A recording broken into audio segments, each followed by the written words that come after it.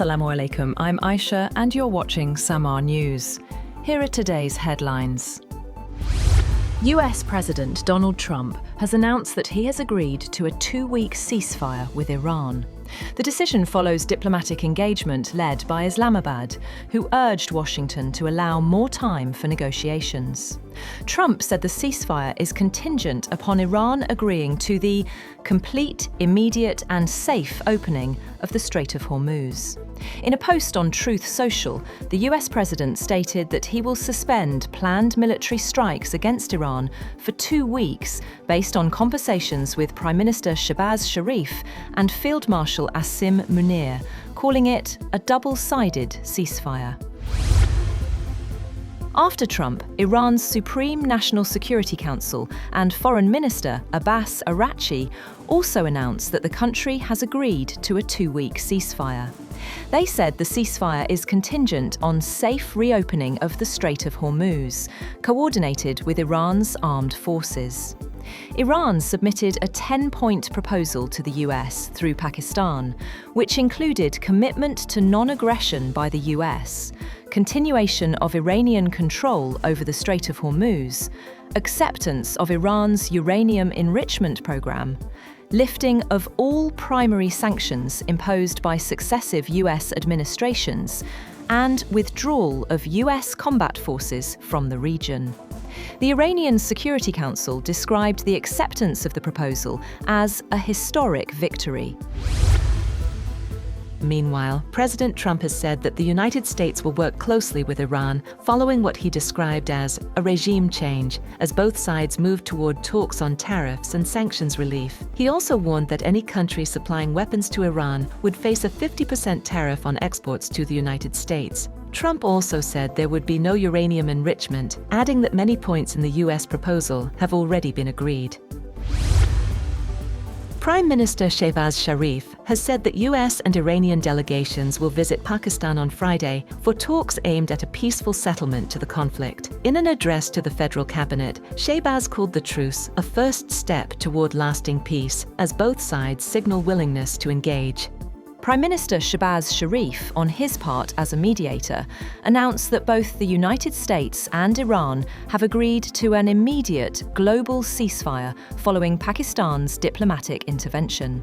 In a post on X, Shehbaz Sharif confirmed that the ceasefire is effective immediately and extends to all areas of conflict, including Lebanon and other regions. He invited delegations from both countries to Islamabad on Friday, April 10th, to negotiate a conclusive agreement aimed at settling all disputes and ensuring long-term peace and stability. He hoped the Islamabad talks succeed in achieving sustainable peace with more good news in coming days. The White House has confirmed that President Donald Trump is dispatching a high-level negotiating team to Pakistan, led by Vice President JD Vance, for talks with Iran. Press Secretary Karoline Leavitt said the first round of negotiations will take place on Saturday. US envoy Steve Witkoff and senior advisor Jared Kushner are also part of the delegation as diplomatic efforts gather pace. Meanwhile, Vice President Vance says a deal to end the conflict is possible if Iran negotiates in good faith. Speaking during a visit to Hungary, he said President Trump has directed the negotiating team to work toward an agreement. Iranian media has said that Parliament Speaker Mohammad Bakir Kalibaf is to head the Iranian negotiating team for talks in Islamabad with US Vice President JD Vance. Iran's Supreme Security Council said the negotiations would begin on Friday. Kalibaf, long seen as a protege of late Supreme Leader Ayatollah Ali Khamenei and a confidant of his son Mujtaba, who has succeeded to the position of Supreme Leader, has been a leading voice of defiance against Israel and the United States. President Trump later said talks on the Iran crisis will be held behind closed doors, insisting only one set of key points is acceptable to the United States. In a social media post, he said those terms form the basis of the ceasefire, but gave no further details. Trump also said negotiations are expected to move quickly, while also threatening a federal probe over what he called leaked correspondence. Trump also declared a total and complete victory following a 2-week ceasefire agreement with Iran. Speaking to AFP in a brief call, the US president insisted that Iran's remaining nuclear material would be taken care of under any peace deal. Trump further suggested that China may have played a role in pushing Iran toward negotiation, when asked whether Beijing had encouraged Tehran to agree to a truce. A spokesperson for the Chinese embassy in Washington told CNN that China had been working to promote a ceasefire since the conflict began. On the other hand, US Defense Secretary Pete Hegseth says Washington has achieved a decisive military victory over Iran, claiming Tehran's missile program has been functionally destroyed. Speaking alongside Joint Chiefs Chairman General Dan Kane, he said US objectives have been met, but described the ceasefire as a pause with forces ready to resume combat. He also said that the Strait of Hormuz is now open and that American forces will remain in the region to ensure Iran complies with the ceasefire. He said Washington is not going anywhere and expects Tehran to come to the table and make a deal. On the other hand, Benjamin Netanyahu says Israel remains ready to confront Iran, despite a truce between Washington and Tehran. In a televised statement, he said Israel still has objectives to complete and would achieve them either through agreement or renewed fighting. He added that forces are prepared to return to combat at any moment, calling the truce a step, not the end of the campaign.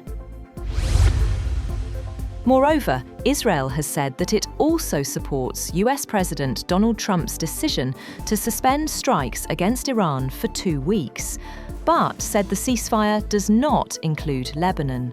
Benjamin Netanyahu's office said Israel backed the US move, provided Tehran immediately opens the straits and stops attacks against the United States, Israel, and countries in the region. Israel also said it supports US efforts to ensure Iran no longer poses a nuclear, missile, or terror threat to US, Israel, and Iran's Arab neighbors.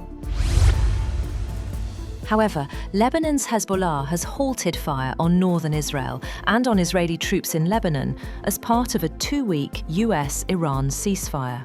But a lawmaker from the Iran-aligned group said Israel must also adhere to the truce, or it would collapse. The Israeli military said it was continuing its operations against Hezbollah there, and that the battle in Lebanon continues. 3 Lebanese sources said the group is likely to issue a statement outlining its formal position on the ceasefire and on Netanyahu's assertion that Lebanon is not included. On the other hand, China has hosted key talks between Pakistan and Afghanistan aimed at easing tensions and finding a long-term solution to their ongoing disputes. Chinese Foreign Ministry spokesperson Mao Ning said both countries agreed not to take actions that could complicate or escalate the situation. She said Pakistan and Afghanistan agreed to explore a comprehensive solution to the conflict that erupted between the two countries last October. The agreement came during peace talks held in Urumqi, where both sides focused on addressing key issues and identifying possible measures to reduce tensions.